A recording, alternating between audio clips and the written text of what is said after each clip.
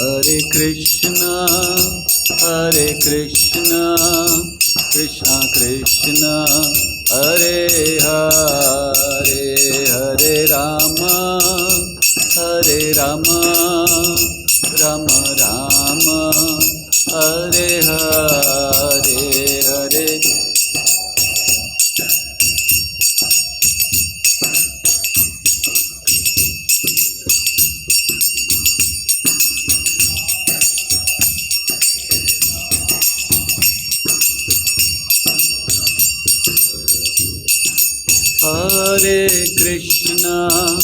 Hare Krishna, Krishna Krishna, Hare Hare, Hare Rama, Rama Rama, Hare Hare, Hare.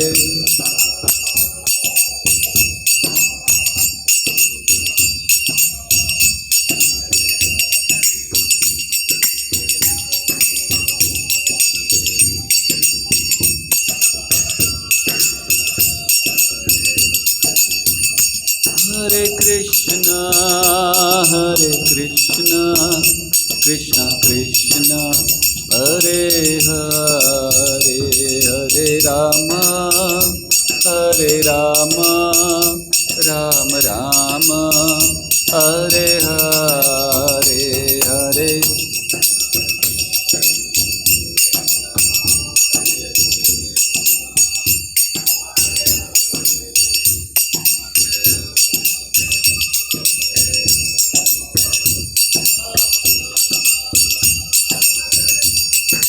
Jaya Radha Govind, Radha Govind Radhe.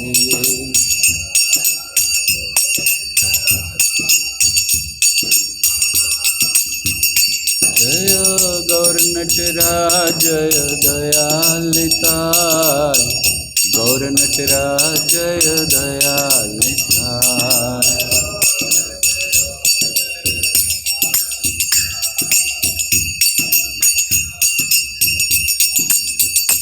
Jaya Jaya Prabhupada, Prabhupada, Prabhupada, Prabhupada.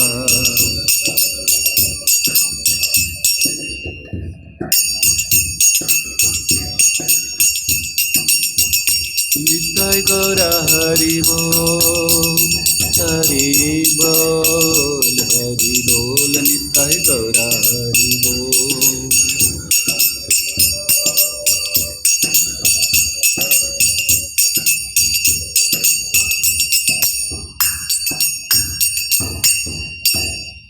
जय ओम विष्णुपाद परमहंस परिव्राजकाचार्य अश्लोतर शतश श्रीमद्भय चरणारविंद भक्ति वेदांत स्वामी शिल प्रभुपाद की ISKCON BBD founder Acharya Srila Prabhupada ki. All glories to assemble devotees, all glories to assemble devotees, all glories to assemble devotees, all glories, all glories, all glories to Shri Guru and Gauranga Srila Prabhupada ki jai. Om Ajnanatimirandhasya Jnananjanashalakaya Chakshurunmilitam Yena Tasmai Shri Gurave Namaha. Shri Chaitanya Manobhishtam Sthapitam Yena Bhutale Swayam Rupaha Kada Mahyam Dadati Swapadantikam Vandeham Shri Guru Shri Yuta Shri Gurun Vaishnavamscha Shri Rupam Sagrajata Sahagana Raghunathanvitam Tam Sajivam Sadvaitam Savadhutam परिजनसहितं कृष्णचैतन्यदेवं श्रीराधाकृष्णपादान् सहगना Lalita श्रीविशाखान्वितांश्च हे कृष्ण करुणा सिंधो दीनबंधो जगत्पते गोपेश गोपिकाकांत राधाकांत नमस्तुते तप्त कांचन गौरांगी राधे वृंदावनेश्वरी वृषभानुसुते देवी प्रणमामि हरिप्रिये वाञ्छाकल्पतरुभ्यश्च कृपा सिन्धुभ्य एव च पतितानां पावनेभ्यो वैष्णवेभ्यो नमो नमः। नमो ॐ विष्णुपादाय कृष्णप्रेष्ठाय भूतले श्रीमते भक्तिवेदान्त स्वामिनिति नामिने नमस्ते सारस्वती देवे गौरवाणी प्रचारिणे निर्विशेष शून्यवादी पाश्चात्य देशतारिणे। जय श्री कृष्ण चैतन्य प्रभो नित्यानंद श्री अद्वैत गदाधर श्रीवासादि गौर भक्तवृंद। हरे कृष्णा कृष्णा कृष्णा हरे हरे, हरे राम राम राम हरे हरे। हरे कृष्णा। आप सबका स्वागत है इस गोविंद चरण श्रृंखला में, जब भगवान के चरण चिन्हों की चर्चा हम लोग कर रहे हैं। और अब तक भगवान के बाएं चरण में जो चिन्ह हैं उनमें से 6 चिन्हों की चर्चा हम लोग कर चुके हैं। शंख की चर्चा हुई, अंबर की चर्चा हुई, धनुष की चर्चा हम लोग कर चुके हैं। साथ ही साथ कल हम लोगों ने चर्चा की त्रिकोण की, कुंभ की और किसकी, गोशपद। गोशपद की चर्चा हम लोगों ने की। तो ऐसे ये 6 चिन्हों की चर्चा हो चुकी है और अब आगे चिन्हों की चर्चा आज करेंगे। तो अब 2 चिन्ह बचे हैं भगवान के बाएं चरण की, जिनका वर्णन करना है। फिर हम दाहिने चरण की ओर बढ़ेंगे। तो जो 2 चिन्ह बचे हैं उनमें से एक है अर्धचंद्र और दूसरा है मीन या मछली। तो इनकी चर्चा हम लोग करेंगे। अर्धचंद्र ये भगवान के चरण कमलों में एक चिन्ह है। ऐसे चांद बना हुआ, आधा पूरा नहीं है। तो ये अर्धचंद्र जो भगवान के चरण चिन्हों में है, इसे शिवजी अपने मस्तक पर धारण करते हैं। आपने अगर शिवजी का चित्र देखा है तो शिवजी की जटाओं में अर्धचंद्र है। वैसे तो बहुत से लोग कई अलग अलग वर्णन करते हैं कि कैसे शिवजी के मस्तक पर ये चरण आया। जैसे एक वर्णन किया जाता है जो बड़ा प्रसिद्ध है कि दक्ष ने चंद्रमा को श्राप दिया था। दक्ष की 27 पुत्रियों से विवाह किया चंद्र ने, सोम ने, और एक उनमें से एक थी रोहिणी, उनकी तरफ ज़्यादा झुकाव था। और कई बार दक्ष ने समझाया लेकिन उन्होंने सुना नहीं। तो फिर जब बाकी सारी रानियां, बाकी सारी जो उनकी पुत्रियां थी, उन्होंने फिर शिकायत की तो उन्होंने उनको दंड दिया कि आप धीरे धीरे गायब हो जाओगे। और फिर उससे बचने के लिए वो ब्रह्मा जी के पास गए और ब्रह्मा जी ने कहा शिव जी की शरण लो, तो शिव जी ने मस्तक में धारण कर लिया ताकि वो गायब ना हो, अर्थात रक्षा की।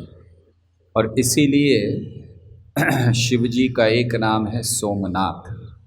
सोम अर्थात चंद्रमा, और उनके जो रक्षक करने वाले जो उनके जो स्वामी हैं तो उनको सोमनाथ कहते हैं। तो इस प्रकार शिव जी का ये एक वर्णन किया जाता है। कुछ लोग कहते हैं नहीं नहीं, ये वर्णन ठीक नहीं है। दरअसल अगर हम ज्योतिष शास्त्र के अनुसार देखें, तारों की स्थिति को देखें, नक्षत्रों की स्थिति को देखें, तो उसके अनुसार ये जो चंद्रमा है उसमें 27 अलग अलग प्रकार के नक्षत्र होते हैं इत्यादि, उनका वर्णन करते हुए वो कहते हैं कि उसके अनुसार ये चंद्रमा आधा है, तो इसलिए शिव जी धारण करते हैं। और हमारा मानना है कि न पहला वर्णन सही हो सकता है और न दूसरा वर्णन। क्यों?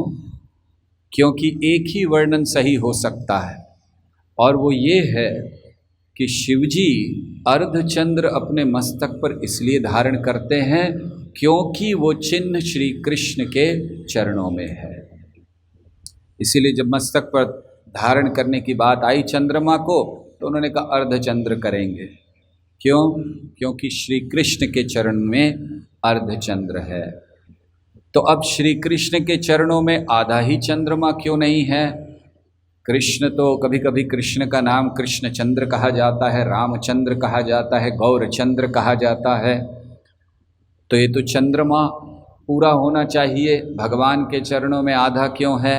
आचार्यों ने समझाया कि भगवान के जो चरण हैं, उनकी जो नख हैं, भगवान के 10 नख, ये चंद्रमा से भी ज़्यादा प्रकाशमान हैं, सुंदर हैं। तो जब चंद्रमा भगवान के चरण कमलों का आश्रय लेने आया, तो चंद्रमा ने देखा कि 10 इतने बड़े प्रकाशमान चंद्रमा हैं, तो वो थोड़ा शर्मा गया कि मैं इनके सामने कुछ भी नहीं हूँ, इसीलिए आधा ही चंद्रमा भगवान के चरणों में रहा। तो इसीलिए शिव जी धारण कर रहे हैं उस आधे चंद्रमा को।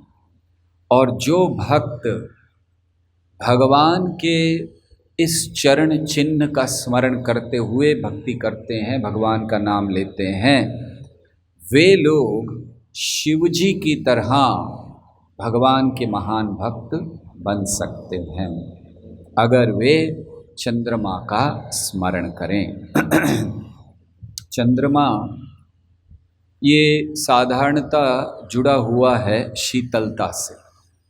चंद्रमा शीतलता प्रदान करता है, और इसीलिए जब हम जप करें तो हमें भगवान के चरणों में अर्ध चंद्रमा का स्मरण करना चाहिए, और ये भगवान से प्रार्थना करनी चाहिए कि जिस तरह चंद्रमा शीतलता प्रदान करता है अपनी किरणों से, हे कृष्ण आप इतनी कृपा करें कि आपके चरणों का अमृत मेरे कानों में, मेरे जिह्वा पर और मेरे हृदय में प्रवेश कर सके इस जप के समय, तो वो अमृत का स्वादन हम कर सकें जो अमृत भगवान के चरणों में है। और उसके द्वारा ये जो अग्नि लगी हुई है वो शीतल हो जाए, जैसे चंद्रमा शीतलता प्रदान करता है।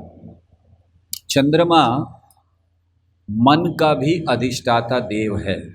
हमारे जितने शरीर में अंग हैं, हर एक स्थान के कोई ना कोई अधिष्ठाता देव हैं जो उसको नियंत्रित करते हैं, और चंद्रमा मन का अधिष्ठाता देव है, मन को नियंत्रित करता है। तो जब हम जप करें, भगवान के चरण चिन्हों का स्मरण करें, उस अर्ध चंद्रमा का स्मरण करें, तो हम भगवान से प्रार्थना करें कि हे भगवान, ये जो चंद्रमा है इस जगत का, ये मन का अधिष्ठाता है, और आज आपसे मेरी प्रार्थना है कि आज मैं इस भौतिक जगत के चंद्रमा को, अधीनता को त्याग कर अपने मन को आपके चरणों में जो चंद्रमा है उसको स्वीकार करना चाहता हूँ। अर्थात आपके चरण चिन्हों में जो अर्ध चंद्र का चिन्ह है वो चंद्रमा मेरे मन का स्वामी बने, मेरे मन का नियंत्रण करे, ताकि मैं आपके चरण कमलों का स्मरण सतत कर सकूं। तो ऐसी याचना हमें भगवान से करनी चाहिए जब हम जप कर रहे हैं, क्योंकि जप करने में सबसे बड़ी कठिनाई मन की है। हम एक जगह सीधे बैठ भी सकते हैं और जप भी कर सकते हैं, सुन भी सकते हैं, लेकिन मन हमें करने नहीं देता। बारंबार कोई ना कोई बात बीच में ले आता है। तो इसीलिए उस मन को इस चंद्रमा से निकालकर भगवान कृष्ण के चरण कमलों के चंद्रमा में लगाने का प्रयास करना चाहिए। साथ ही साथ चंद्रमा के कई गुण हैं। चंद्रमा एक ही है, लेकिन कई लोगों को दिखाई देता है, अलग अलग लोगों को अलग अलग स्थान पर दिखाई देता है। इसी तरह भगवान के चरण चिन्ह हैं या भगवान स्वयं है तो एक ही भगवान। लेकिन जैसे चंद्रमा हजारों लाखों लोगों को एक साथ शीतलता प्रदान करता है, ऐसे ही भगवान के चरण चिन्ह लाखों करोड़ों लोगों को एक साथ उद्धार कर सकते हैं। या फिर जिन लोगों ने भगवान के चरण कमलों का आश्रय लिया है वे लोग लाखों करोड़ों लोगों का उद्धार कर सकते हैं। और इसका प्रमाण है भगवान के शुद्ध भक्त श्रील प्रभुपाद, जिन्होंने भगवान के चरणों का आश्रय लिया और उसके द्वारा लाखों करोड़ों लोगों का उद्धार किया। तो ये चंद्रमा है। हम जब चंद्रमा का स्मरण करें तो हम ये सोच सकते हैं कि आपके चरणों में ये शक्ति है। जैसे चंद्रमा में शक्ति है, वो एक ही समय लाखों लोगों को दिख सकता है। आप भी एक ही समय एक ही स्थान पर रहते हुए लाखों करोड़ों लोगों का उद्धार कर सकते हैं। कृपया उन लाखों करोड़ों लोगों में से एक नाम मेरा भी हो जाए, मेरा भी उद्धार आप करें। तो ये भी हम प्रार्थना भगवान से कर सकते हैं। चंद्रमा अर्ध चंद्रमा होता है। चंद्रमा कभी बढ़ता है और कभी कम होता है। दो पक्ष होते हैं, हम लोग जानते हैं। एक पूर्णिमा होती है और एक अमावस्या। तो अमावस्या से पूर्णिमा तक वो बढ़ता है, फिर पूर्णिमा से अमावस्या तक कम होता है।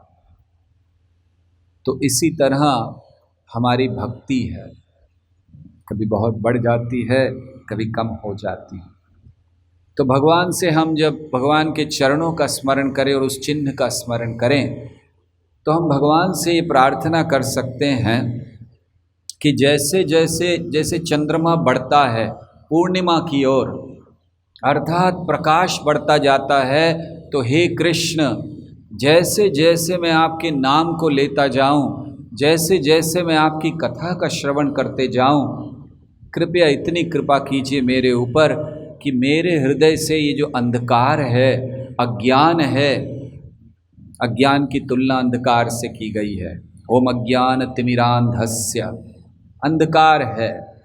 असतो माँ सद्गमय तमसो माँ ज्योतिर्गमय मृत्योर्मा अमृतंगमय। तो अंधकार जो मेरे हृदय में अज्ञान का अंधकार है, जैसे चंद्रमा बढ़ता है, जैसे जैसे मैं आपका जप करता जाऊं, प्रार्थना ये है कि मेरे हृदय से वो अहंकार कम होता जाए, वो अंधकार कम होता जाए। और फिर उस अंधकार को कम हो गया और जैसे जैसे वो जो चंद्रमा है वो कम होता जाता है पूर्णिमा से अमावस्या तक, और फिर वो एक नए चंद्रमा को प्रकट करता है, जिसको न्यू मून कहते हैं, न्यू मून डे। तो ऐसे ही मेरे हृदय में भी ये जितने भी भावनाएं हैं, अंधकार हैं, ये धीरे धीरे धीरे समाप्त हो जाए और मैं बड़े शुद्ध हृदय से आपका नाम ले सकूं। हरे कृष्णा कृष्णा कृष्णा हरे हरे, हरे राम राम राम हरे हरे। तो ऐसे हम चंद्रमा से सीख सकते हैं। और बड़ी महत्वपूर्ण बात भक्तों को चंद्रमा से सीखनी चाहिए। कभी कभी हम जब भक्ति करते हैं तो हमारे मन में आता है कि कब होगा, कब मेरी आंखों में आंसू आएंगे, कब मेरे हृदय में वो प्रेम जागृत होगा, कब मैं भगवान को प्रत्यक्ष देख सकूंगा। तो जब ऐसे विचार आए तो हमें चंद्रमा का स्मरण करना चाहिए, क्योंकि चंद्रमा का उदय होना, पूर्णिमा होना, अमावस्या होना, चंद्रमा का अस्त होना, ये सब भगवान ने निश्चित करके रखा है। आज ही नहीं, आज से 1000 साल बाद चंद्रमा किस समय उदय होगा, कितने बजकर कितने मिनट पर, यह बताया जा सकता है। भगवान ने निश्चित करके रख दिया है पहले से। और इसी तरह हमें सोचना चाहिए कि जिस दिन हमने पहली बार जपमाला उठाई, जिस दिन पहली बार कृष्ण का नाम लिया, कृष्ण ने डेट निश्चित कर दी हमारी। कृष्ण ने निश्चित कर दी है हमारी डेट धाम में आने की। जिस दिन हमने माला उठाई उसी दिन। अब बस उस डेट को वो कृष्ण जानते हैं, निश्चित की हुई है। जैसे पूर्णिमा समय पर आती है, कभी बदलती नहीं है। जो चंद्रमा का उदय होना है, अगर 6:38 है तो वो 38 मिनट पर ही होता है। इसी तरह जब भगवान ने लिख दिया है कि हमारी भी डेट, जिस दिन हमने माला उठाई भगवान ने डेट लिख दी, हम धाम में निश्चित जाएंगे, हमारा उद्धार निश्चित होगा। भक्त को चिंता ही नहीं करनी चाहिए अपने उद्धार की। और इससे क्या चिंता करनी चाहिए भक्त को? अगर अपने उद्धार की चिंता ना करे, अन्यों के उद्धार की चिंता करे। जितना जितना अन्यों के उद्धार की चिंता करते जाते हैं, भगवान जैसे कि चंद्रमा धीरे धीरे धीरे कम होता जाता है, भगवान हमारी डेट को कम करते जाते हैं। ठीक है, अच्छा तुमने प्रचार कर लिया इतने लोगों को, और कम हो गया, जल्दी आओगे मेरे पास, और जल्दी हो गया। अर्थात हमें अपनी साधना तो करनी ही है, लेकिन हमें अब भक्त के रूप में जो हमें मिला है, जो प्रेम हमें मिला है, जो ज्ञान हमें मिला है, जो भक्ति हमें मिली है, जो परंपरा हमें मिली है, जो गुरु का प्रेम हमें मिला है, जो आचार्यों की वाणी हमें मिली है, उसको अन्यों को बांटना है। अपने पास रखना तो स्वार्थ हो जाएगा। और कोई गुरु, कोई आचार्य चाहते नहीं कि हम स्वार्थी बने, इसीलिए बांटिए और उससे कृष्ण को प्रसन्न कीजिए। तो ये भक्तों का कार्य होना चाहिए। और एक बड़ी महत्वपूर्ण बात चंद्रमा हमें सिखलाते हैं। चंद्रमा के अलग अलग समय पर अलग अलग रूप में वो प्रकट होता है, अलग समय होता है। एक समय चंद्रमा पूरा होता है, फिर कम होता है, फिर कम, उसके अलग अलग फेसेस हैं और फिक्स, फिर उसके बाद फिर से। तो ऐसा कभी नहीं होता कि अगर अमावस्या है तो अमावस्या ही रहेगी, नहीं, चली जाती है। ये निश्चित है, अमावस्या आज है, 15 दिन बाद पूर्णिमा होगी और फिर अमावस्या होगी। अर्थात चंद्रमा हमें बहुत अच्छी चीज़ें सिखलाता है। जब हम भगवान के चरण कमलों को स्मरण करें और उसमें उस अर्ध चंद्र का स्मरण करें, तो इस बात का स्मरण करें कि चंद्रमा अलग अलग समय पर अलग अलग होता है, हर समय अमावस्या नहीं रहती। और इसी तरह हम भी ये प्रार्थना करें और ये विश्वास रखें मन में कि आज हमारा मन अनर्थों से भरा हुआ है, आज हमारे मन में कृष्ण प्रेम नहीं है, लेकिन चिंता नहीं करें, ये समय भी चला जाएगा।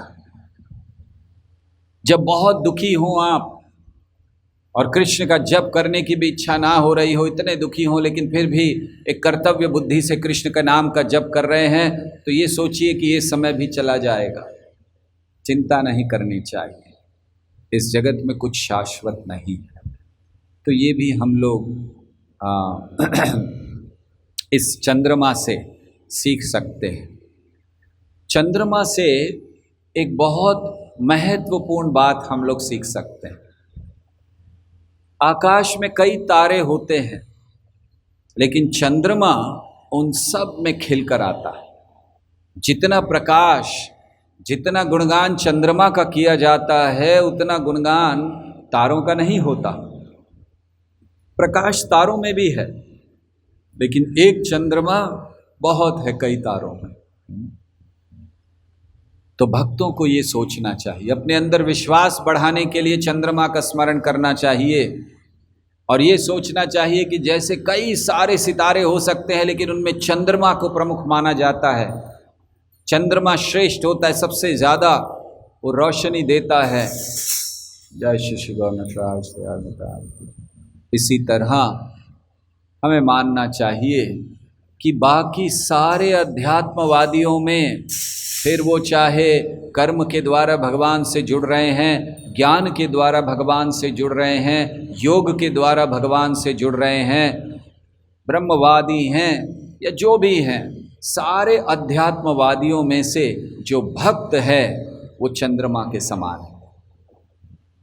और जब हमने भक्ति स्वीकार कर ली तो हमें ये विश्वास होना चाहिए कि हमारा पथ, ये भक्ति का पथ, ये सर्वश्रेष्ठ है।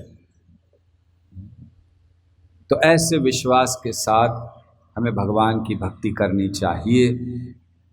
और अंततः चंद्रमा से बहुत महत्वपूर्ण बात हम सीख सकते हैं, और वो ये कि चंद्रमा में दाग होता है।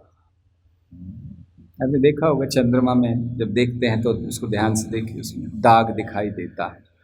तो चंद्रमा में दाग होता है, लेकिन फिर भी दाग होते हुए भी अन्य सभी तारों से जिनमें दाग नहीं दिखता, चंद्रमा श्रेष्ठ कहलाता है।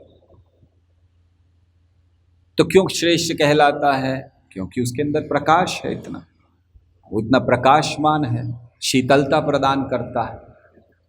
इसी तरह हमें जप करते हुए ये सोचना चाहिए कि मेरे अंदर बहुत सारे दुर्गुण हैं, पाप से भरा हुआ हूँ, लेकिन जो श्री कृष्ण के चरण कमल हैं, जिनमें वो चंद्र है, वो ये दिखलाने के लिए है कि अगर दाग है भी, पाप हैं भी, तो विश्वास रखिए कृष्ण के चरण कमलों में, कृष्ण पतित पावन हैं।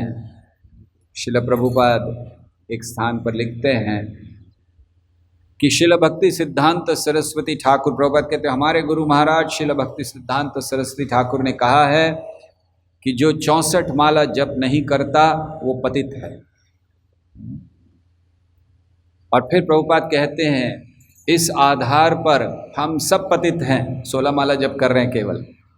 प्रभुपाद कहते हैं इस आधार पर हम सब पतित हैं, लेकिन प्रभुपाद आगे लिखते हैं हमारा विश्वास है चैतन्य महाप्रभु पर कि हम सब पतित हैं, लेकिन वो पतित पावन हैं और वो हमारा उद्धार करेंगे। तो इसी तरह हमें विश्वास होना चाहिए, भले चंद्र में दोष है, हे कृष्ण अपने मन का चंद्र, अपने आप को मैं आपके समक्ष ला रहा हूँ, भले इसमें दोष है, लेकिन विश्वास है कि आप पतित पावन हैं, आप उद्धार करेंगे। तो ऐसा स्मरण हमें चंद्रमा को, अर्ध चंद्रमा को देखते हुए करना चाहिए। तो ये एक चिन्ह है। और आखिरी चिन्ह जो भगवान के बाएं चरण में है वो है मछली, मत्स्य, मीन, उसका चिन्ह है। तो मछली का चिन्ह क्या सूचक है? आज प्रयास करेंगे और 1-2 चिन्हों को कह देने का, ताकि 19 चिन्ह पूरे हो जाएं। 8 तो हम लोग कर ही लेंगे और 11 जो अब दाहिने चरण के हैं वो भी, इस पूरे सेमिनार के ख़त्म होते होते। तो मछली ये क्या इसका लक्षण है? तो जैसे ही मछली का स्मरण आता है तो क्या स्मरण आता है? अगर मछली के गुण देखने जाएं तो पहला गुण, पहला लक्षण मछली का यही स्मरण आता है कि जल के बिना रह नहीं सकती। बचपन से हम लोग सुनते आए हैं, मछली जल की रानी है, जीवन उसका पानी है, हाथ लगाओ डर जाएगी, बाहर निकालो मर जाएगी। राइट, बचपन से सुनते आए। तो मछली का अर्थ है, जैसे ही सुने मछली पानी के बिना नहीं रह सकती। तो जब हम जप करें, भगवान के चरण चिन्हों में उस मछली को देखें, तो श्री कृष्ण से प्रार्थना करें कि हे कृष्ण, जिस प्रकार मछली पानी के बिना नहीं रह सकती, क्या मैं ऐसी मछली नहीं बन सकता जो आपके चरणों के अलावा, आपकी भक्ति के बिना, आपके भक्तों के बिना रह ना पाऊं। कृपया ये भाव मेरे अंदर दीजिए। आज मैं, अगर मेरे प्रियजन चले जाते हैं तो मैं बहुत रोता हूँ कि हाय हाय मेरे प्रियजन चले गए। लेकिन अगर कोई एक भक्त इस पृथ्वी से जाता है तो मुझे कोई दुख नहीं होता, मुझे कोई प्रेम नहीं है। तो मेरा प्रेम भक्तों से हो, मेरा प्रेम आपसे हो भगवान। रह नहीं पाऊँ आपके बिना। और वैसे भी जीव की ये मूल स्थिति है। श्रील प्रभुपाद समझाया करते थे कि मछली को बाहर निकाल लो तो कभी सुखी नहीं होगी, इसी तरह जीव को भगवान से दूर रखो, कभी सुखी नहीं होंगे। तो भगवान से प्रार्थना करें कि हे कृष्ण, जिस प्रकार मछली जल के बिना नहीं रह सकती, मुझे ऐसा बना दीजिए कि मैं आपके नाम लिए बिना जी नहीं पाऊँ। जिस दिन आपका नाम नहीं लूँ उसी दिन मेरी मृत्यु हो जाए। ऐसा हो ही ना कि मैं आपका नाम लिए बिना जी रहा हूँ। प्रार्थना कीजिए भगवान से कि मेरे प्राण निकल जाएं अगर आपको एक क्षण भी भूल जाऊँगा। ऐसी अवस्था में रखिए मुझे। आज तो अवस्था बिल्कुल उल्टी है। कृष्ण का स्मरण कभी कभी होता है, लेकिन हे कृष्ण, आप उस स्थिति में लाइए मुझे जहाँ आपके बिना मैं रह ना पाऊँ, आपके चरणों को स्मरण किए बिना न रह पाऊँ, आपके नाम के उच्चारण के बिना न रह पाऊँ। हरे कृष्णा कृष्णा कृष्णा हरे हरे, हरे राम राम राम हरे हरे। और इस मंत्र के उच्चारण के द्वारा हे कृष्ण, मैं अपने मन को तैयार कर लूँ। एक प्रार्थना करनी चाहिए कि हे कृष्ण, मैं वो मछली बन जाऊं जो कभी पानी के बिना, आपके चरणों के बिना रह ना सके, आपके चरण में जो दिव्य जल है उसके बिना रह ना सके। लेकिन और एक प्रार्थना करनी चाहिए कि हे श्री कृष्ण, मैं अपने हृदय को एक अमृत का सागर बनाना चाहता हूँ। एक ऐसा सागर जिसमें आप अपने चरण कमल बड़ी आसानी से रख सकें। तो ये जो मछली है आपके चरण कमलों में, उसके लिए मैं एक सागर तैयार करना चाहता हूँ, एक अमृत का सागर। और वो अमृत के सागर तैयार होता है जब अमृत की वर्षा होती है, और अमृत की वर्षा होगी जब हम सतत भगवान के नाम का उच्चारण करेंगे। हरे कृष्णा कृष्णा कृष्णा हरे हरे, हरे राम राम राम हरे हरे। और न केवल आपके नाम का उच्चारण, मछली एक और स्थान पर मछली का लक्षण बताया जाता है। शास्त्रों में जब 4 प्रकार के अच्छे श्रोता का वर्णन किया जाता है कि 4 प्रकार के ऐसे श्रोता हैं जो बड़ा अच्छा सुनते हैं, तो उनमें एक आता है मीन, मछली। 4 प्रकार के श्रोता कौन हैं अच्छे सुनने वाले? तो वर्णन किया गया है कि पहला है चातक पक्षी, चातको हंसो शुक मीन। ये 4 हैं।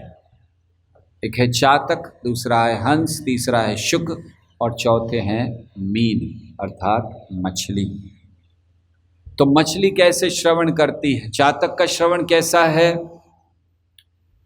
चातक के अंदर, चातक का लक्षण होता है कि वो केवल वर्षा के जल को ग्रहण करता है, वो भी स्वाति नक्षत्र में, और प्यासा मर जाएगा लेकिन जल नहीं लेगा।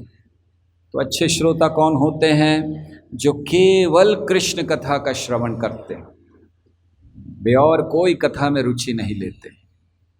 दूसरे होते हैं चातको हंसो, हंस जो अगर इधर उधर से थोड़ा कभी सुनाई भी दे जाए तो भी हंस की तरह भेद करना जानते हैं। जैसे हंस पानी और दूध को अलग कर देता है, ऐसे ही ये श्रोता होते हैं जो बहुत अच्छी तरह जानते हैं कि क्या सुनना चाहिए और क्या नहीं। कभी सुन भी लेते हैं तो उसको अलग कर देते हैं। और तीसरे अच्छे प्रकार के श्रोता बताए गए हैं शुक, शुक अर्थात तोता। तो वो कैसे श्रोता हैं? जो सुनते हैं वो उसी तरह दूसरों को बता सकते हैं, रिपीट कर सकते हैं, आचार्यों के वचनों को, गुरु के वचनों को जैसा कहा वैसा बता सकते हैं। और चौथे प्रकार के श्रोता कहे गए हैं मीन अर्थात मछली। वैसे 4 प्रकार के अच्छे श्रोता हैं और 4 प्रकार के बुरे श्रोता भी कहे गए हैं शास्त्रों में, लेकिन आज उनका वर्णन नहीं करेंगे। तो मीन ये अच्छे श्रोताओं में आती है। तो उसका क्यों अच्छे श्रोता में आती है? क्योंकि जैसे चातक का लक्षण बताया और शुक का लक्षण और हमने हंस का बताया, मीन का क्या लक्षण है? मीन का लक्षण है जब वो तैरती है पानी में तो केवल एक तरफ देखकर चलती है, ध्यान एकदम उसका सामने रहता है। तो चौथे प्रकार के जो श्रोता हैं कि बड़े ध्यान से श्रवण करते हैं, आंखें बंद नहीं होती उनकी, नींद नहीं आती उनको, बड़े ध्यान से श्रवण करते हैं, एक एक शब्द को बड़े ध्यान से सुनते हैं। तो हमें भगवान से प्रार्थना करनी चाहिए उस मीन का स्मरण करके कि ऐसी रुचि मेरी आपकी कथाओं में बढ़ जाए तो हे भगवान मेरे जीवन का उद्धार हो जाएगा। हमें ऐसी स्थिति में पहुंचना चाहिए कि जहाँ जैसे मछली होती है वो जब जल में तैरती है तब तक तो ठीक है, लेकिन अगर कीचड़ मिल जाए उसको, जहाँ जल भी होता है लेकिन मिट्टी से भरा हुआ, तो फिर मछली तड़पने लगती है।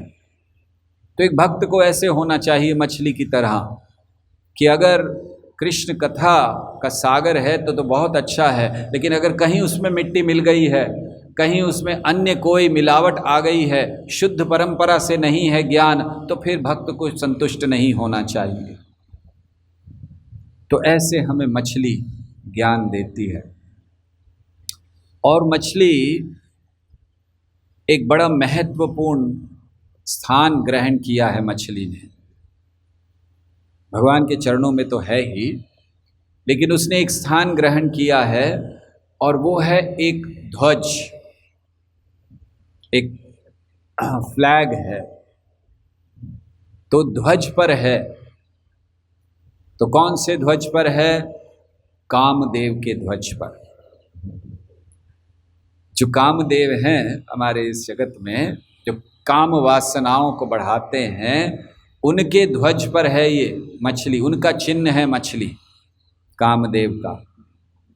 और इसीलिए भगवान के चरण चिन्हों में ये मछली क्या सूचित करती है कि अगर हम इसका स्मरण करते हैं तो जो हृदय से जितनी काम वासनाएं हैं वो निकल जाएंगी, क्योंकि कामदेव का वो चिन्ह है। और वो चिन्ह जब कृष्ण के चरणों का आश्रय ले लेता है तब फिर कामदेव की कोई चाल नहीं चलती, क्योंकि कृष्ण आदि स्मर हैं, आदि कामदेव हैं कृष्ण। तो इसीलिए ये 2 प्रकार के काम होते हैं, एक आदि काम जिसे आदि रस कहा जाता है, और दूसरा इस जगत का काम जो विकृत रूप ले लेता है, वासना का। तो ये वासना के जो अधिष्ठाता हैं वो इस जगत के कामदेव हैं, और जो आदि रस शुद्ध प्रेम के अधिष्ठाता हैं वो श्री कृष्ण हैं, आदि स्मर कहा जाता है उन्हें। तो मछली का स्मरण करके जप करते समय हम भगवान से, भगवान के चरण कमलों का आश्रय लेते हुए कहें कि हे भगवान, वासनाओं से भरा हुआ है हृदय, काम से भरा हुआ है हृदय, बहुत प्रयास कर लिया नहीं जा रहा है। अब बस एक ही आशा है कि जिस प्रकार ये मछली इसने आश्रय लिया है आपके चरणों में। तो जैसे उसने कामदेव को त्याग कर आपके चरणों में स्थान ले लिया, ऐसे ही बस मेरा भी मन इस भौतिक काम वासनाओं को त्याग कर आपके चरणों में शुद्ध प्रेम को प्राप्त करे। ऐसी प्रार्थना हमें करनी चाहिए। और साथ ही साथ मछली के जीवन से बहुत महत्वपूर्ण बात हम लोग सीखते हैं। जब मछली जल में ऊपर तैर रही होती है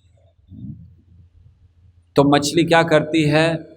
मछली आश्रय लेती है जल का, चाहे ऊपर तैरे नीचे तैरे, और उसको कोई कष्ट नहीं होता, दुख नहीं होता। हम लोग जब पानी में तैरते तो हमें तकलीफ होती है, मछली को कोई तकलीफ नहीं होती। हमने एक बार खुद देखा था कि हमने एक स्थान पर बहुत बड़ा पाइप लगाया था जिससे बड़ी तेज पानी जा रहा था, और हमने देखा कि उसमें छोटी छोटी इतनी इतनी मछलियाँ थी, बहुत सारी आई थी।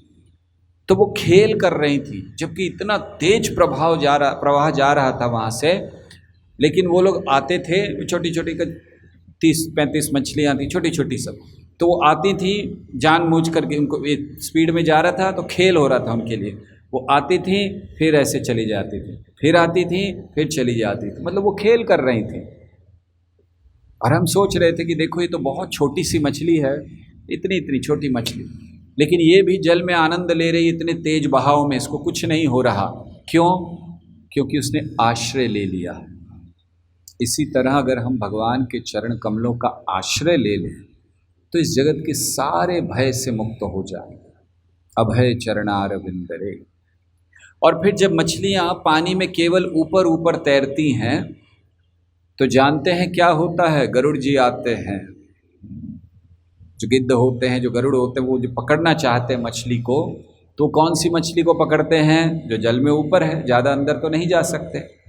तो जब तक मछली ऊपर रहती है तो ये जो गिद्ध है या जो भी हैं जो खाते हैं वो आकर पकड़ कर ले जाते हैं। लेकिन जब वही मछली पानी में बड़े गहराई में होती है तब कोई उसको पकड़ नहीं पाता।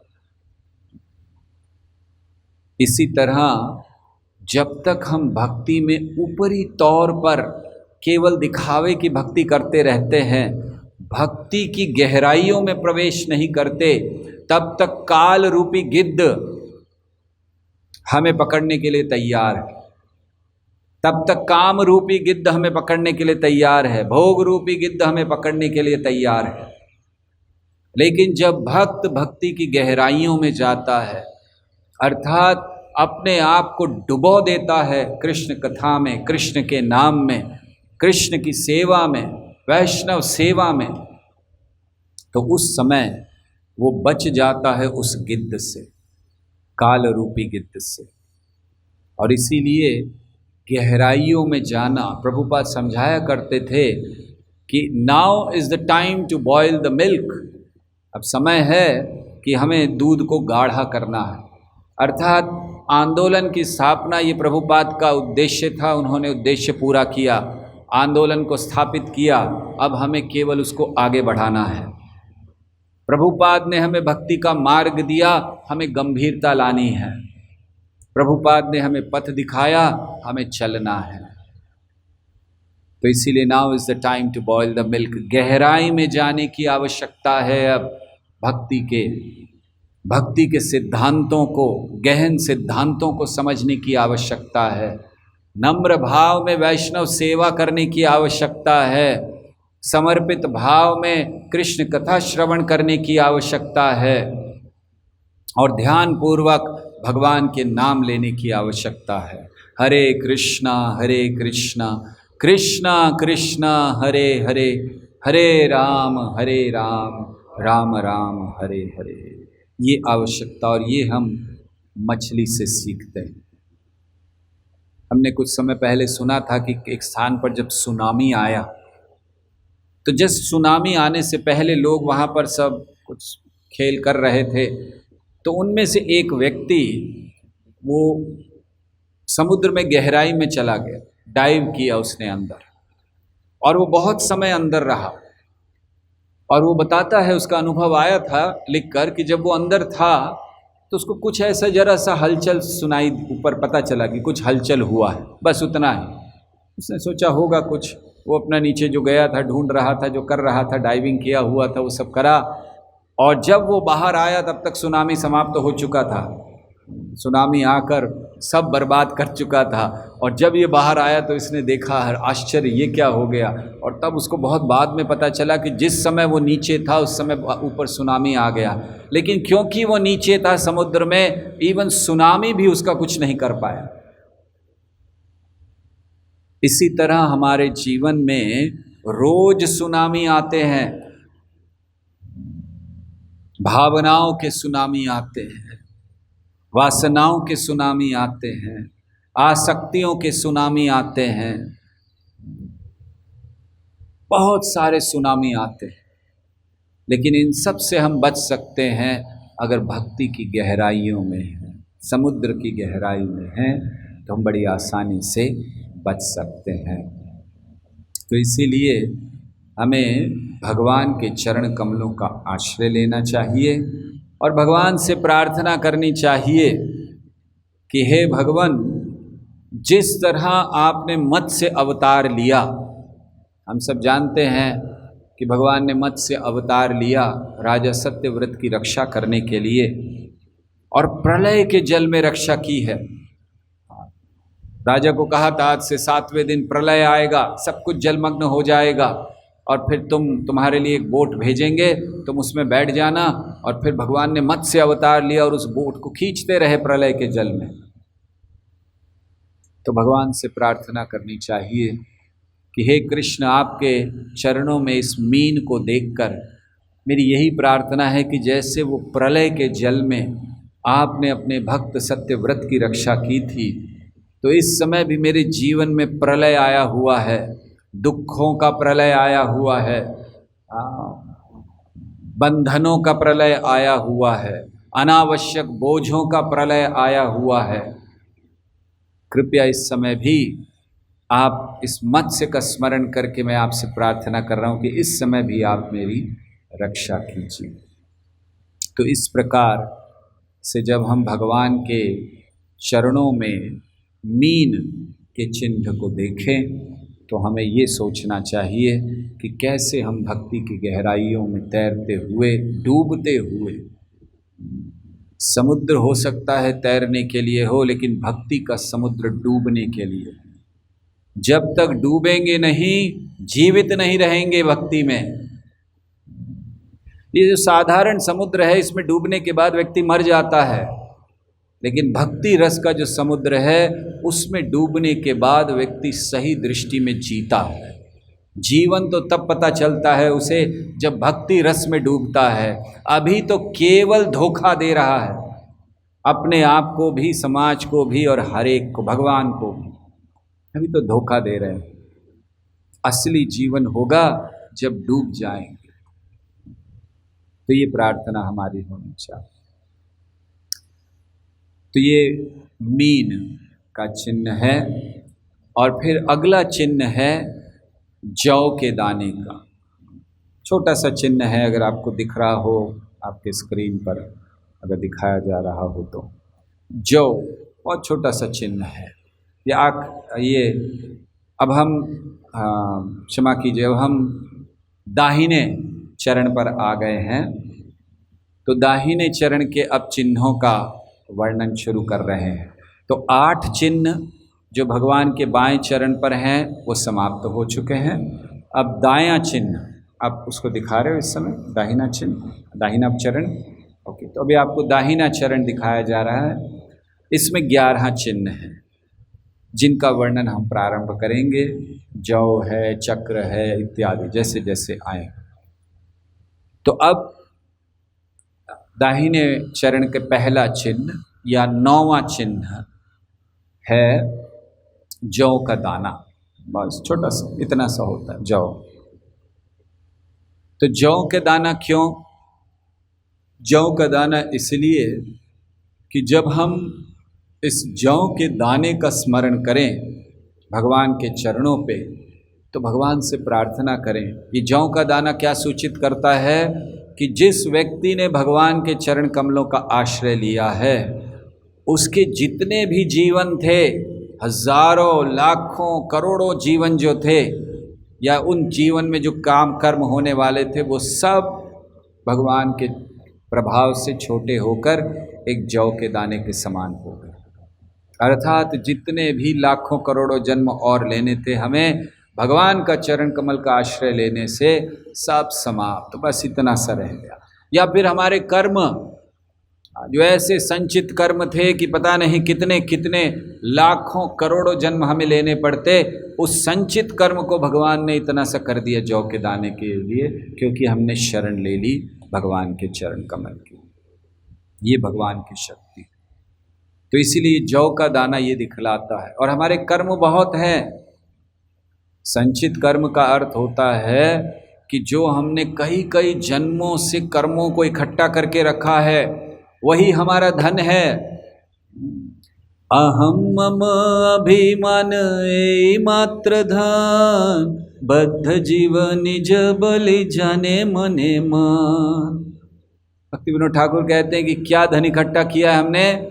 अहम मम अभिमान ए मात्र धन, बस यही धन है हमारा। तो जो बहुत समय से कर्म किए हैं उसको संचित कर्म कहते हैं। फिर उन कर्मों में से हमें जो इस जन्म में मिल जाता है वो भाग्य कहलाता है। लोग कहते हैं ना कि भाग्य लिखा कर लेकर आए हैं, तो भाग्य क्या है? संचित कर्मों में से इस जन्म के लिए जो कर्म मिले हैं। और अभी बहुत बहुत कर्म पड़े हुए हैं, करोड़ों करोड़ों जन्म लेने तक के कर्म पड़े हैं। लेकिन अगर भगवान के चरणों का आश्रय ले लिया तो वो सब बड़े छोटे से एक दाने के समान हो जाते हैं। ये जो जौ है, इसका उपयोग यज्ञ के लिए किया जाता है। आप सब जानते होंगे जौ के दाने का यज्ञ के लिए उपयोग होता है। क्यों होता है यज्ञ के लिए उपयोग? ऐसे कहते हैं कि जब सृष्टि की रचना हुई तो जो सबसे पहली फसल उगी वो जौ की थी, और इसीलिए जौ को महत्व दिया जाता है यज्ञ में, पूजा में इत्यादि। वैसे ये जो जौ है ये हृदय रोग के लिए बहुत अच्छा है। देखिए भगवान ने भी चुन कर रखा है दाना, गेहूं का नहीं रखा, जौ का रखा है, क्योंकि ये जो जौ है ये हृदय रोग के लिए बहुत अच्छा है। और हृदय रोग इससे बड़ी जल्दी ठीक होता है। ये कहा जाता है कि ये जब खून में कोलेस्ट्रॉल बहुत बढ़ जाए तो उसको कम करने के लिए इस्तेमाल किया जाता है। अर्थात एक दृष्टि से हृदय रोग का ये उपाय है। तो इस हमें भगवान को प्रार्थना करनी चाहिए कि भगवान मेरी भी हार्ट सर्जरी की आवश्यकता है, इस समय बहुत ज़रूरी है। कभी कभी ज़रूरी हो जाती है हार्ट सर्जरी, नहीं तो व्यक्ति मर जाएगा। तो भगवान को कहना चाहिए कि अब तो बस ये जौ का दाना ही मुझे बचा सकता है, वो भी वो जौ का दाना जो आपके चरण कमल में है, वही मेरे इस हृदय को बचा सकता है, इस हृदय रोग से मुझे। वैसे भी हम सबको हृदय रोग लगा हुआ है, इस जगत में भी एक हृदय रोग लगता है। तो वो हृदय रोग नहीं, हमारा हृदय रोग होना चाहिए कृष्ण को हृदय देना। अगर हृदय में रोग लगाना ही है तो कृष्ण प्रेम का लगाना चाहिए। तो ऐसे ये जौ है। और जौ का और एक उपयोग होता है, जौ को यज्ञ में भी इस्तेमाल किया जाता है, जौ के दाने को, और शराब बनाने में भी इस्तेमाल किया जाता है। दोनों उपयोग हैं जौ के। अब हमारे ऊपर है, हमारा जीवन इसी तरह है, हम इसे शराब बनाने में लगाएं अर्थात गलत कार्यों में लगाएं, या फिर हम इसे यज्ञ में अर्थात भगवान को समर्पित करने के लिए लगाएं, ये हमारे ऊपर है। इसीलिए जौ का दाना वहाँ पर है। तो हमें भगवान से प्रार्थना करनी चाहिए जब हम इस दाने का स्मरण कर रहे हैं कि हे कृष्ण, ये जो जौ का दाना आपके चरणों में है, मैं वो जौ का दाना बनूं जो यज्ञ में अर्पित हो सके आपको, मेरा जीवन आपको अर्पित हो सके, मेरा अस्तित्व आपको अर्पित हो सके, मेरी इच्छाएं, मेरा मन, मेरा बुद्धि, मेरा अहंकार, मैं सब आपको अर्पित कर सकूं। जैसे भक्ति विनोद ठाकुर भजन में लिखते हैं कि जो कुछ है वो सब आपको अर्पित करता हूँ, अर्पिलु तु अपदे नंद किशोर। वो क्या है भजन, क्या है? मानस देहो गेहो जे किछु मोर, अर्पिलु तुअ पदे नंद किशोर। तो जो कुछ है, मेरा मन है, मेरा घर है, मेरे संपत्ति है, मेरा शरीर है, मेरा सारा अस्तित्व मैं आपको समर्पित करता हूँ। तो ये जौ के दाने का महत्व है। तो इसीलिए श्री कृष्ण के चरणों में ये जौ का दाना है। हरे कृष्णा कृष्णा कृष्णा हरे हरे, हरे राम राम राम हरे हरे।